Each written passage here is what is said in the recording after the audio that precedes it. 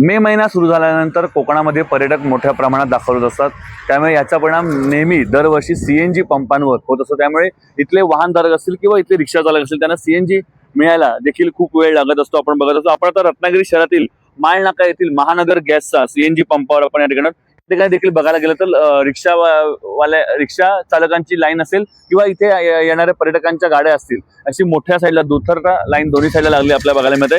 तसेच त्यामुळे शहरातल्या CNG पंपावर जवळपास अर्धा किलोमीटर पेक्षाही जास्त लाईन लागलेल्या आपल्या बघायला मिळते. आपल्यासोबत इथे बोलायला काही रिक्षा चालक आपल्यासोबत आहेत. रिक्षा चालकांना आपण विचारूया. दादा, तुम्ही किती वेळ लाईनीमध्ये उभे आहात मगापासून आणि 1 तास झाला.